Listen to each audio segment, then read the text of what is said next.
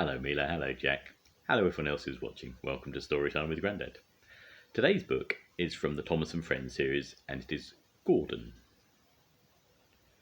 Gordon was always boasting and telling the other engines how to behave. One day he was showing off to Edward. "Watch me this afternoon as I rush through the express. That will be a splendid sight for you when you're shunting trucks." And before he puffed away, Gordon said, "Don't play around with the trucks, Edward. It isn't wrong, but we just don't do it." Edward ignored Gordon. It was fun playing with the trucks. He came up quietly behind them and gave them a push. Then he stopped suddenly and the silly trucks bumped into each other. "Oh," they cried, "whatever is happening?" Edward played until there were no more trucks to move. Then he stopped to rest. Suddenly Edward heard a whistle.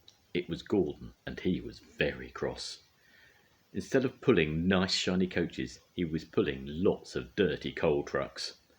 "A goods train," he grumbled. "The shame of it." Gordon went slowly past, with the trucks clattering behind him. Edward laughed, and he went to find more trucks. But soon there was trouble. A porter came and spoke to Edward's driver.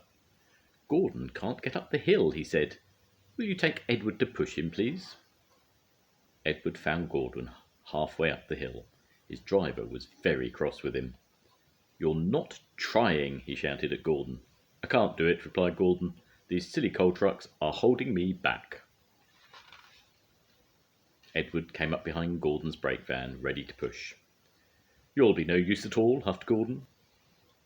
"You wait and see," replied Edward. The guard blew his whistle, and Gordon tried to pull forward as Edward pushed him as hard as he could. "I can't do it, I can't do it, I can't do it," puffed Gordon. "I will do it, I will do it, I will do it," puffed Edward. Edward pushed and puffed with all his strength, and before long Gordon was at the top of the hill. "I've done it," he said proudly, forgetting all about Edward pushing behind, and Gordon ran on to the next station without stopping to say thank you. But the fat controller didn't forget to thank Edward. The next day he was given a beautiful coat of blue paint with red stripes. Gordon hadn't learned his lesson. He still boasted and told the other engines how to behave. Now it was Henry's turn. "Henry whistles too much," said Gordon. "Respectable engines don't whistle loudly at stations. It isn't wrong, but we just don't do it." Poor Henry felt sad. "Never mind," whispered Percy. "I like your whistling." The next morning, as Gordon left the shed, he called to Henry. "Goodbye, Henry, and be sure and remember what I said about whistling." Later that day, Henry took a slow train to Edward's station. "Hello, Henry," said Edward. "I was pleased to hear your happy whistle yesterday." "Thank you, Edward," smiled Henry. "Shh! Can you hear something?" Edward listened. Far away, but getting louder and louder, was the sound of an engine's whistle. "It sounds like Gordon," said Edward. "But Gordon never whistles like that." But it was Gordon. He came rushing down the hill at a tremendous speed.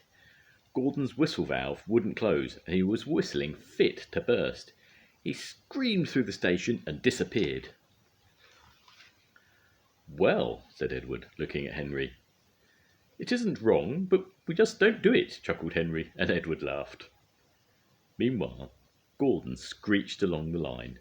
People came out of their houses, fire engines set off to find the fire, and old ladies dropped their parcels in shock. The noise was awful. Porters and passengers held their ears. The fat controller held his ears too. "Take him away," he bellowed, "and stop that noise." Still whistling, Gordon puffed sadly away. He whistled as he crossed the points. He whistled in the siding. Gordon was still whistling as the last passengers left the station. Then two fitters climbed up and knocked Gordon's whistle valve into place, and at last there was silence. Gordon slunk into the shed. He was very glad it was empty. He didn't want anyone to make fun of him. Later that evening, the other engines came back. "It isn't wrong," murmured Edward, "but we just don't do it." And all the engines laughed, apart from Gordon. From then on, Gordon was a much quieter, humbler engine. Well, for a few days anyway. The end. Bye-bye, Mila. Bye-bye, Jack. See you soon. Goodbye, everyone. Bye.